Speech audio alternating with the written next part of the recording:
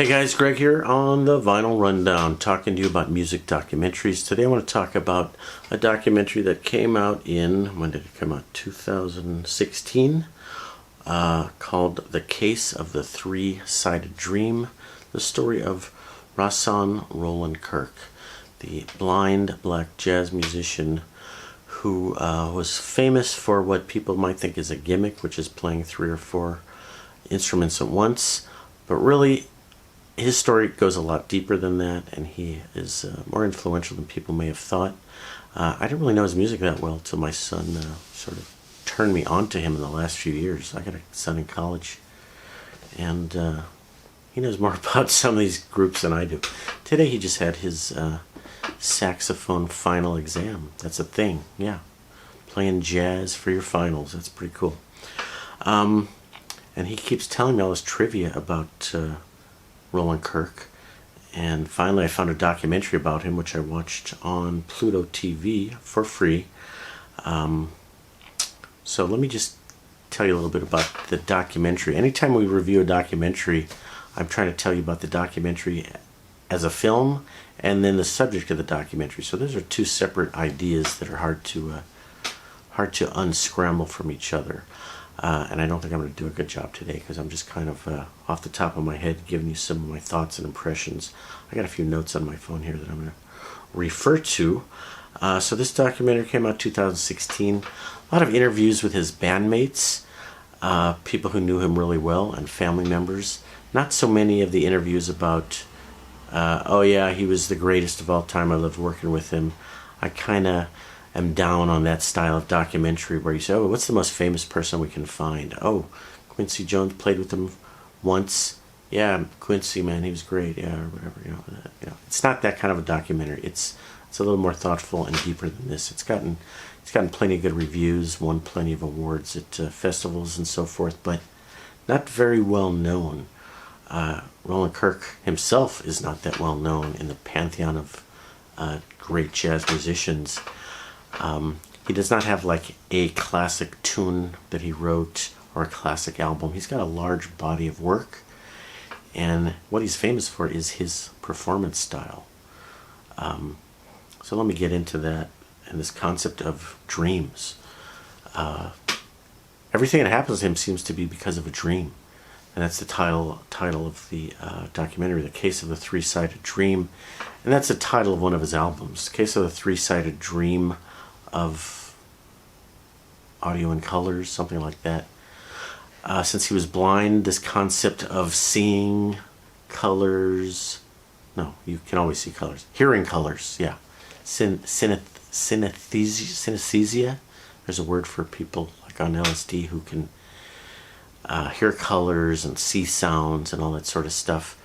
So that kind of is part of his whole trip, is can he sort of look into this other dimension of music through his dreams. So supposedly in one of his dreams he heard the sound of 3 saxophones playing at once, and that's when he was inspired to start doing that.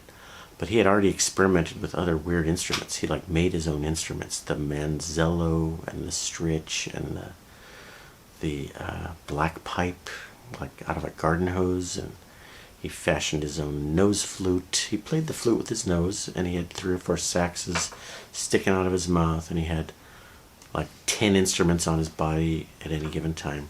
So back to his dreams. He also dreamed that he should change his name from Ronald. His name was Ronald, and he should reverse the letters, and it became Roland. Okay, so he went from Ronald Kirk to Roland Kirk, and then he had another dream saying Rahsaan. He threw on this first name. It sounds vaguely African or you know, but I don't think it is. I think he just made it up. So really creative guy. I mean, he just, you know, thought up stuff, sometimes weird stuff, and he did it, and he played it, and he lived it, and he dreamed it. So I'm not going to go over his whole life story, but there's one incident near the end of this movie that I think is really significant, and I wasn't aware of. He was like an early protester of the lack of black music in in popular culture or white culture. He didn't use the term jazz, he used the term black classical music, and he believed that black identity movement and African roots and Americans and white people should have a greater understanding and appreciation of all this culture.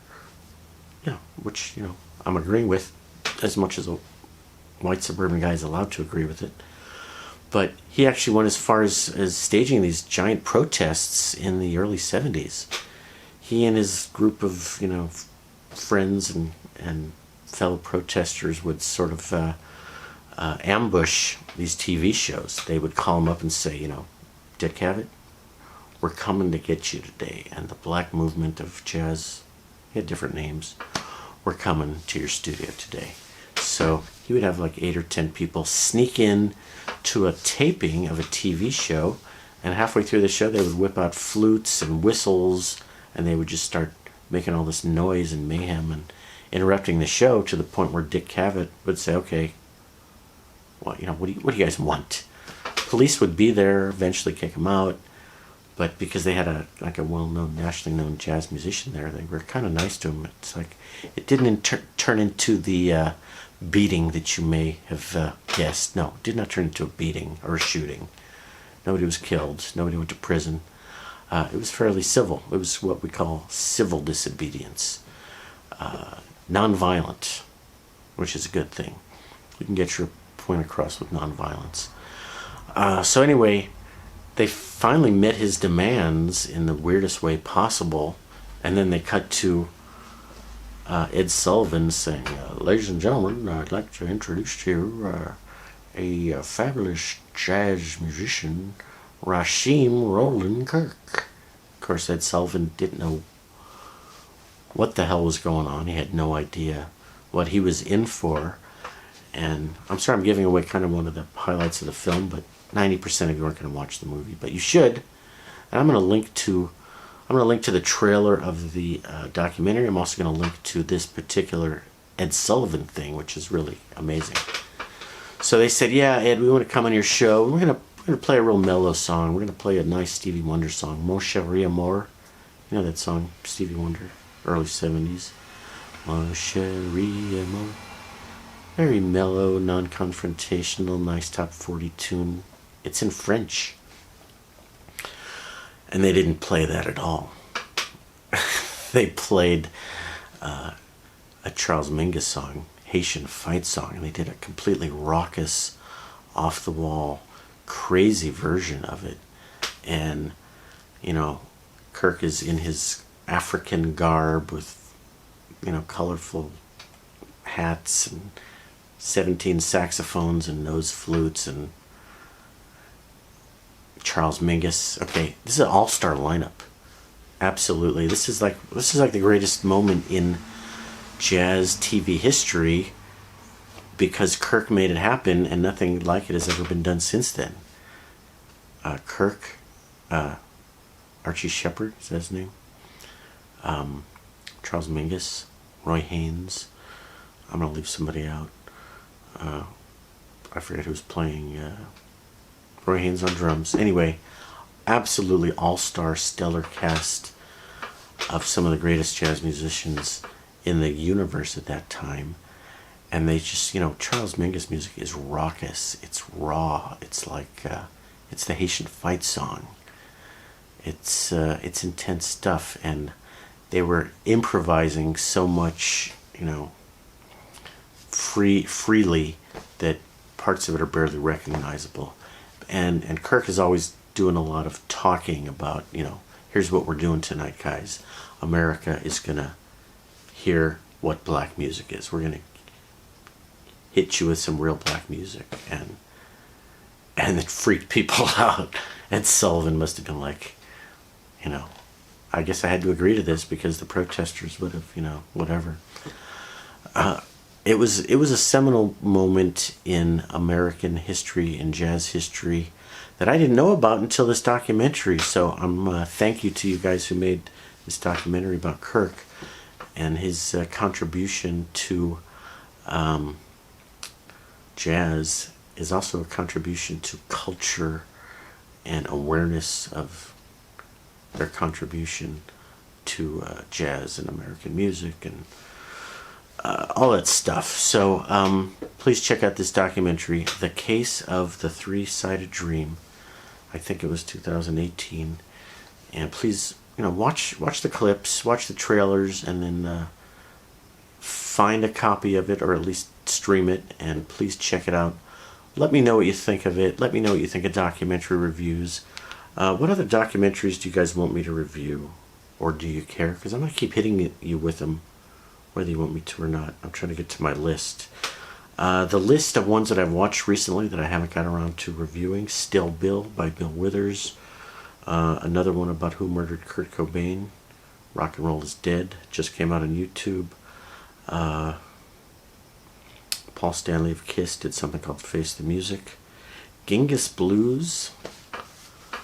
The guy who wrote a hit tune for Steve Miller, also blind, blues musician, took up throat singing like the monks in Mongolia. Tuva, country no one's ever heard of. That's a cool one. I like bringing these really unknown topics, stuff that people just haven't heard of, that deserve a wider audience. And the documentary making is a labor of love. There ain't no money in it, that's for sure. That's why a lot of them are free on some of these streaming platforms like Tubi and Pluto TV, because economically they look like B movies. Like, yeah, we spent a few $1,000,000 on it. We didn't make much. We didn't make anything in the box office, and we'll be happy to break even in 5 years. And it's a labor of love. So, let me know whether other documentaries that you might want to hear about, or ones that you've seen. Do your own reviews of the documentary. Let me know what you recommend out there. All right, guys. I think that's enough for the story of Rahsaan Roland Kirk. And thanks for watching. Check you soon. Bye-bye.